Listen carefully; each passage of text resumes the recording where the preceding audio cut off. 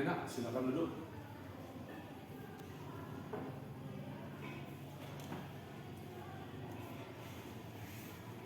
Kamu tahu kenapa Bapak memanggil kamu ke sini? Enggak tahu Pak, emangnya kenapa? Iya. Jadi ada temanmu satu kelasmu melaporkan kepada Bapak ada yang kehilangan buku. Jadi dia menemukan bukunya di dalam tasmu. Apakah kamu merasa ada mengambil buku temanmu? Iya sih Pak, tapi saya minjem bukunya. Kemudian saya lupa untuk mengembalikannya. Nah, di sini Bapak tidak mencari siapa yang salah dan siapa yang benar. Tapi bagaimana kita mengambil solusi atas apa yang sudah kamu lakukan. Kenapa sih kamu mengambil buku temanmu itu? Karena kan Pak, teman saya itu sering juga mengambil bukunya saya tanpa meminjamnya Pak. Jadi ketika saya butuh, saya mengambil punya dia. Bapak mengerti. Di sini Bapak paham temanmu sering meminjam bukumu tanpa seizinmu. Demikian juga lah yang kamu lakukan, meminjam buku temanmu tanpa ada izin dari temanmu. Bapak mungkin juga akan melakukan hal yang sama sepertimu. Ya Pak, karena itulah saya mengambil tanpa izin kepada teman saya Pak. Waktu kemarin, waktu kamu mengambil buku temanmu itu, kamu permisi nggak? Tidak.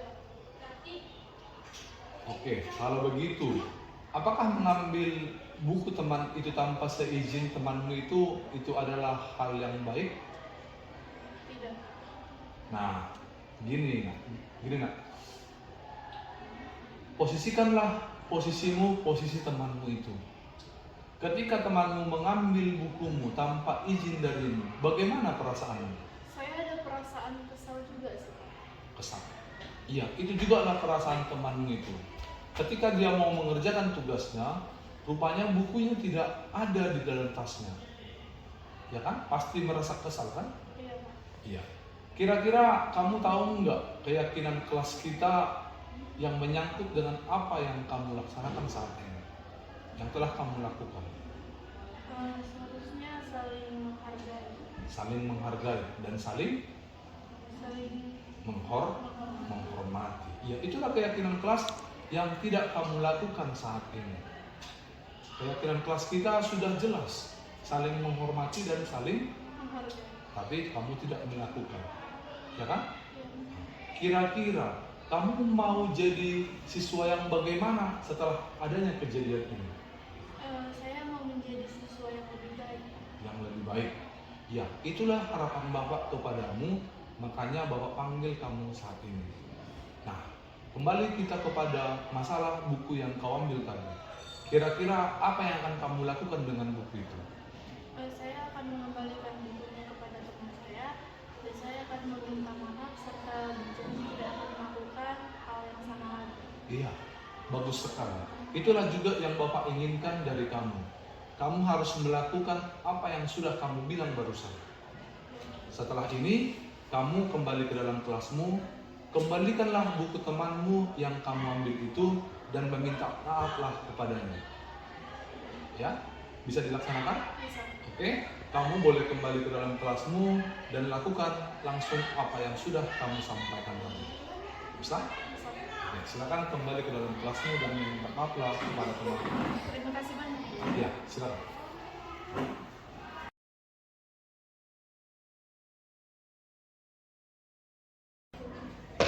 Permisi Pak, Bapak menunggu saya. Iya, Pak, mari. Silakan duduk.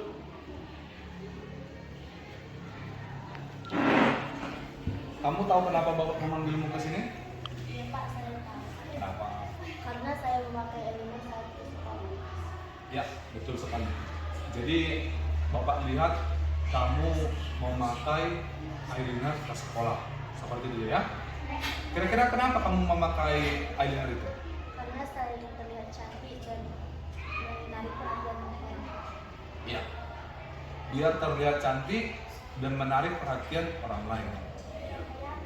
Memang sih namanya perempuan memang seperti itu dia terlihat cantik dan menarik.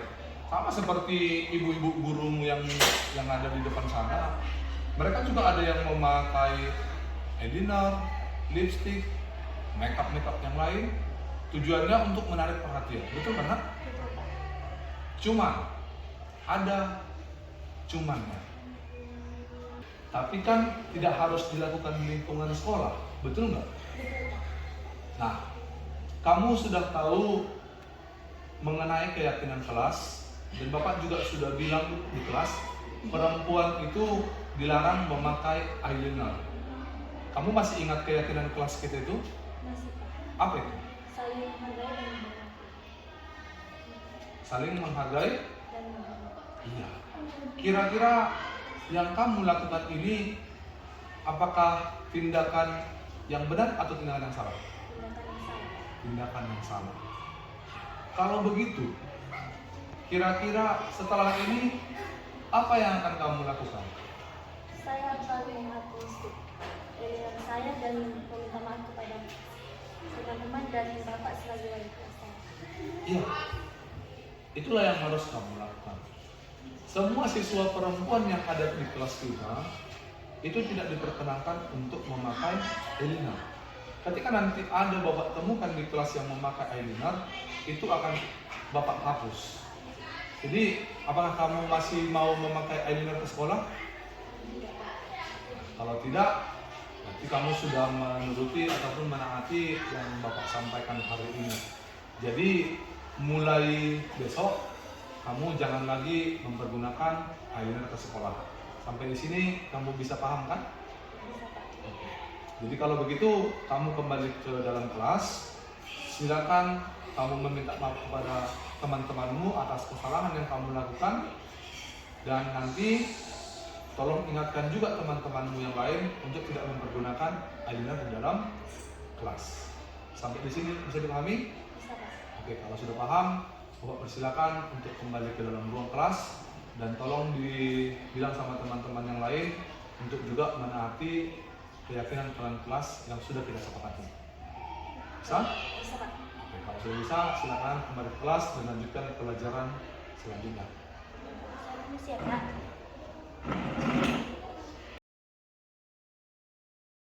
Perkenalkan, nama saya Rasya Maria Sinurat dari kelas 10 TK Judiati. Saya merasa senang telah dibimbing oleh Pak Ipo dan saya telah memahami hal-hal yang tidak boleh dan boleh dilakukan di sekolah.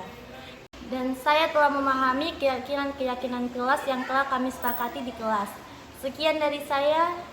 Terima kasih.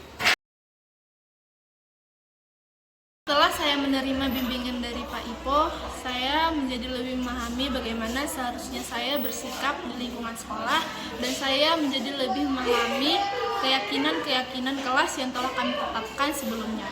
Juga saya menjadi lebih dewasa dalam bersikap dan mengikuti pelajaran-pelajaran yang diberikan guru kepada saya. Sekian testimoni dari saya.